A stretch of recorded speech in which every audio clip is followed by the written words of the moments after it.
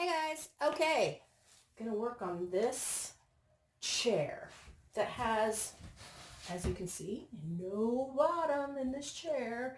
This actually came, the neighbors had a garage sale and they didn't sell this.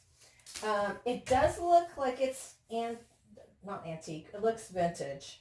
And it had a cushion that was about this tall. So the cushion actually looked like somebody had diarrhea on it. So I was like, oh, thank you for this chair. But the chair has amazing bones. So what I'm going to do with it first is clean it. This is my favorite. I like to clean with these disinfecting wipes. And they're a little pricey, I will admit, but I like them. So I'm going to clean it up. I am a little worried about this chair having bleed through because I'm going to paint it white. But as my mentor, Jamie Ray, would say, don't worry about spraying it with shellac first. Go ahead and paint the first coat. And then, because it's not going to bleed through every single place on the entire chair. It'll have spots of bleed through if it's going to bleed through. So, I have big plans for this chair. Honey is at Home Depot right now doing something, and he's going to grab me a board. And he's going to cut slats that are going to fit in the bottom of this. And even though this chair is going to get painted white, the slats are going to get stained. And my intention for this chair, at least at this point, in this stage of the game, is I am going to put our tree, our Christmas tree, that's going to go in the booth on this chair. I'd love to put a big tree in the booth, but a skinny tree is going to be more, I'm going to lose less space by using a skinny tree. And I already have a skinny tree that I used in our house, so I don't have to go buy one. We, every year, for the last couple of years anyway, put up 5 trees in the house. And I told Honey, I said, now that I have to decorate the booth, I won't feel probably as compelled to need to do as much at home, because I will get out a lot of energy and Christmas excitement by decorating the booth. So we'll probably have the tall skinny tree on the chair, and the nice thing is it will be, elevated about a foot, so it makes it look bigger. And then probably a small tree somewhere else in the booth. If you hang in there, I don't know if this will post first or that'll post first, but I got a lot of ornament DIYs coming up. I'm almost done cleaning the chair. Look how ornate this is right here, and how, it's got the designs in the wood. I love it. This is going to be a beautiful chair. And I was really hoping I could find some, what do you call it? Some pleated burlap. And what I had wanted to do is across the front and across the sides, maybe even across the back, I wanted to tack the burlap kind of skirt. And then when the tree is here, I would just wrap it with some burlap around the bottom. So anyway, this is going to be my first straight through project tutorial / paint with me. Let's see how this turns out. And I'll be back once Get it cleaned up and we start painting. Okay, here we go. I have selected beadboard as my my white that I'm going to use. And White Swan is the really, really super bright white. This one actually to me looks a tingy, just a tinge gray. And I'm going to do, you know, a first coat and get an idea if we're going to have bleed through. It is a super windy day outside, like super windy and cold. So out here in my studio, I have a nice little heater. It's actually heated it up really nicely out here that I turned it off, and I just have the fireplace part going for aesthetics.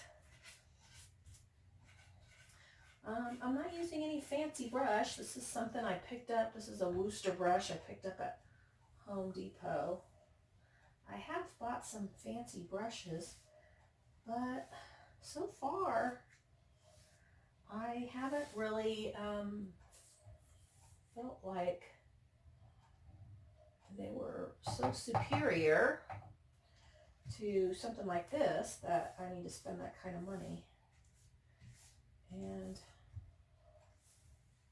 so I was going to bring the dogs out here, and I'm glad I didn't, because, you know, they get inquisitive about the paint or what's going on and want to smell it. And there have been a few times Shiva's walked away with a white nose or white something or whatever color I'm working on.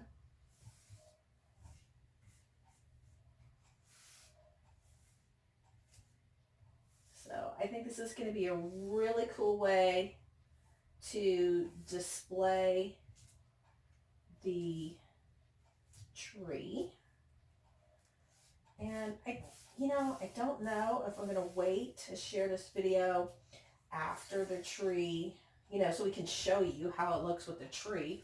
I mean, certainly I'll show you on the blog, but I just think altering this chair with the wood stained seat is going to be so pretty. I might want to share this video before we get it set up with the tree, but we'll see.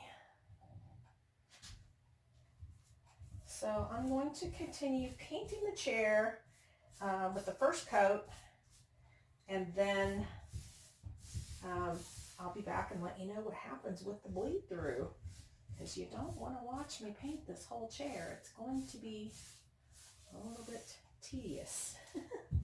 So I'll be back. Okay, here is our first coat. And guess what? I'm not seeing any bleed through. That I just didn't paint well.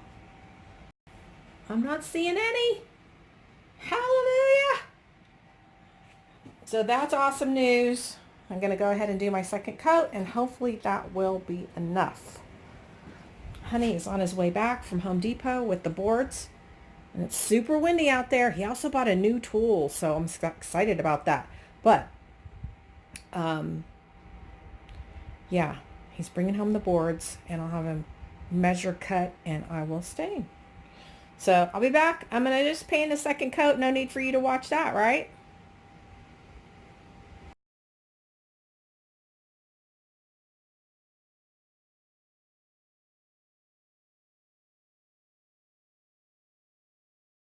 Guys, next.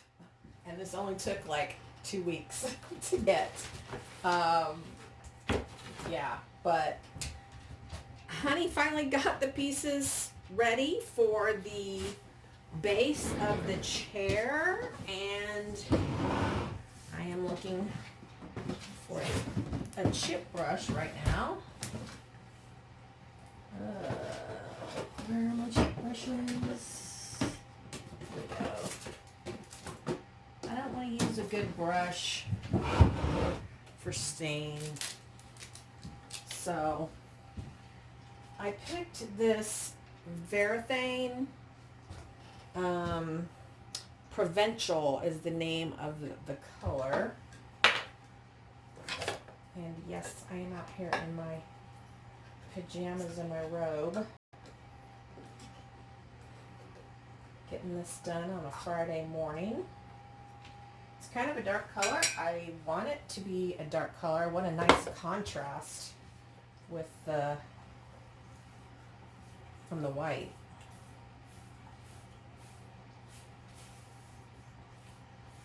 So I'm kind of in a hurry because this chair has to be put together tonight and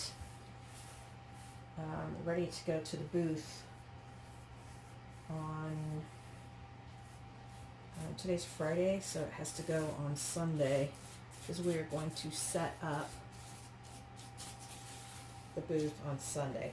So there was an issue with the chair because Honey discovered that it wasn't perfectly square, and then there was issues with how the boards were going to set on it because it wasn't flat either. It was multi-dimensional.